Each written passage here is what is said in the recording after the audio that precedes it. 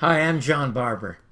In 1979, I'd spent 5 years as a film critic for KNBC in Los Angeles and 10 years at Los Angeles Magazine. And at the time, I happened to accidentally get the first of four specials on NBC. So I announced that I no longer had the time to be doing movie reviews, and almost immediately, within 5 minutes, I got a phone call from playwright Neil Simon. Neil had done the liner notes to my second album called I Met a Man I Didn't Like, and he had said it was the least successful writing he had ever done. But he said to me, John, hey, you cannot quit, because who's going to tell the emperors like myself that make movies that we no longer wear clothes? And I told him, Neil, listen, after over 10 years, I've run out of imaginative ways to say it's a piece of crap. Over that time, of course, I'd seen dozens of films that I really liked, and a couple that I absolutely saved from oblivion.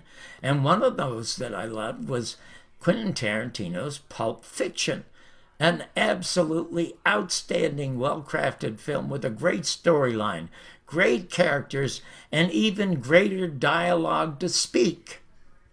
But none of that is present in the movie that I saw last night, Once Upon a Time in Hollywood. It is filled with totally unnecessary, irrelevant scenes that lead nowhere, and the scene with Al Pacino in my favorite restaurant, Musso Frank's, should be cut down to about 1/10. If you happen to live in Hollywood in February of 1969, when this film takes place, you might be interested in some of the references to the actors and to the movies that they were in, or the television shows they were in, or the places they went. I lived there at the time and I worked there at the time, and none of it interested me whatsoever. The lead character in this film is Leonardo DiCaprio. He plays a totally unsympathetic, very ordinary actor trying to survive. The only interesting thing about him is that he lives next to Sharon Tate and Roman Polanski, the house in which more than a half a dozen people would later be slaughtered. His sidekick, though, is brilliantly played by Brad Pitt. Brad Pitt is perfectly content to be his stuntman, his friend, and somebody who is nowhere in Hollywood. There is one and only one brilliant, riveting scene in this film that comes to life with Brad Pitt. Brad picks up one of Charlie Manson's underage teenage girls in Westwood and decides to drive her to the Spahn Ranch, which is the hangout for the Manson family. Here he meets other girls just like her, but more importantly, he meets Tex Watson, who is the guy who will actually slaughter Sharon Tate, stabbing her 44 times. If the entire film had been as riveting and compelling as this scene, it could have been a very disturbing masterpiece. Instead, it's a more disturbing, absolute piece of crap. Because what keeps you compelled to watching the screen is wondering how Tarantino is going to handle the slaughter in that house. And guess what? He doesn't.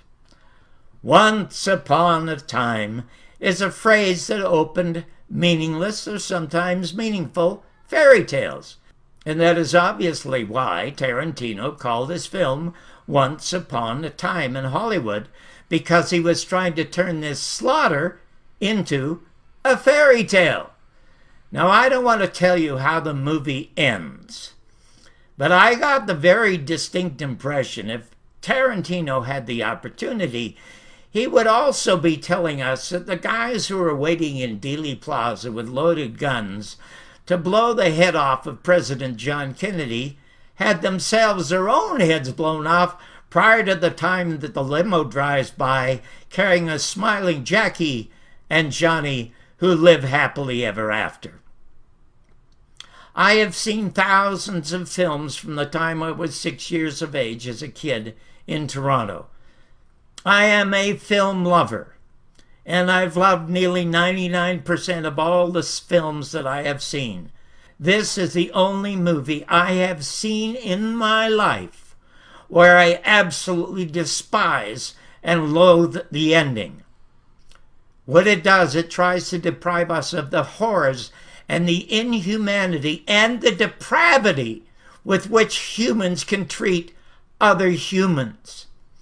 And the reason it made me so angry is because after years and years and years, I am so tired of the lies imparted to us by our government about almost everything, especially the political assassinations and the fake wars. I'm also tired of the years and years of the news media uninforming us and misinforming us about important truths. And now we have a filmmaker who once upon a time could make a couple of brilliant movies, but now makes this film that I find totally reprehensible. Save your money and save your disappointment. Good luck. The